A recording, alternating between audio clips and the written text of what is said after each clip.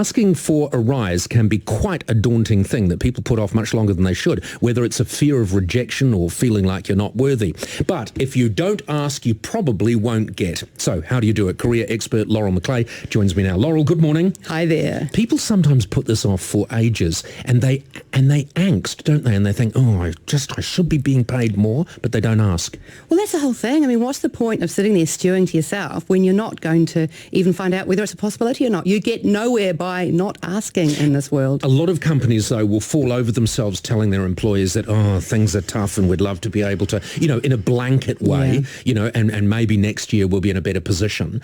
Do you think a lot of people bear that in mind and say, I know things are a bit tough, maybe I'm just lucky to have a job? Yeah, they are, but where do they do that in other parts of their lives? They're starting to just listen and take for granted everything other people say, where they've got to say, hang on, there's someone else got a raise, or they went and got that new coffee machine, there must be something in the coffers, let me see what I can do. Okay, so you've plucked up the courage to do something about it. How do you prepare? How do you prepare to do something? Absolutely brilliant. Yes, the thing we want to do is prepare. So firstly, it's really good to understand your own company policies and procedures. There may actually be a procedure for you to go about this.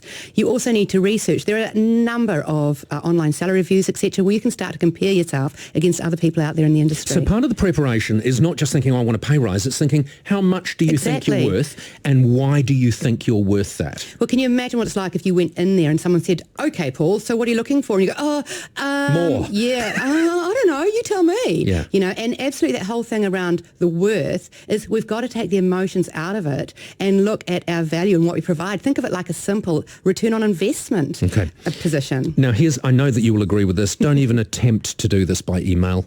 And some people will. And what's that all about? We've got it's a great learning experience for someone. It's also about being able to take that rejection. And if someone says no, don't take no, just take it as not yet. So definitely So are you literally going to your boss and saying, can you make some time available that we can sit down and have a chat together? I think so. I don't think you need to specifically spell it out what you're going to do. It's just, I'd like to have a conversation. It's something I would like to do face-to-face for this particular thing. All right. So you're in the meeting, you've got the one-on-one meeting, and the boss sits there and says, it's great this opportunity to talk. Please, God, don't tell me you're here to ask for a pay rise.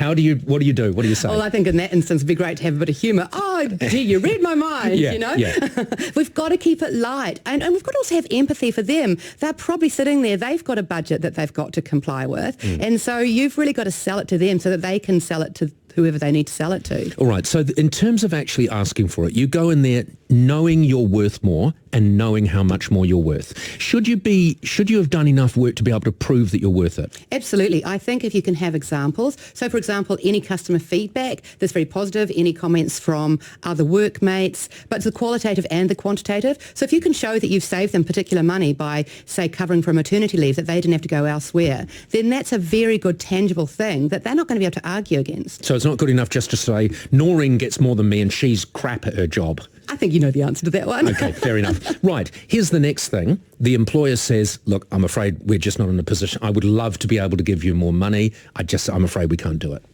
Well, I think what you want to do is make sure that that's the case and understand if there's anything that you could be doing personally. Because sometimes they're playing nice guy, and so they don't want to actually say to you, well, your performance hasn't been that great.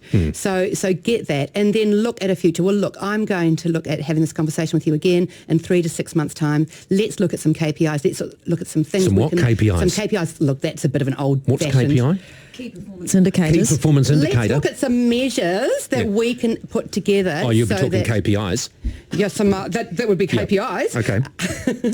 And then we can review it. And also it might be other kinds of values. So you might ask for flexible working environment or some time off or maybe even a one-off bonus. One of the things, you're serious about this, you've gone in there for a serious reason, but keep it light is a very good thing because you may have to walk out and handle an element of rejection. And there's a line that you use, which I absolutely love, where the guy says that the guy or the manager, the female, male, whatever, says to you, I'm afraid we're just not in a position to be able to do it. And I know you've used a line, something like, what needs to change for me to get this pay rise? Exactly. And that actually puts it right back on the employer.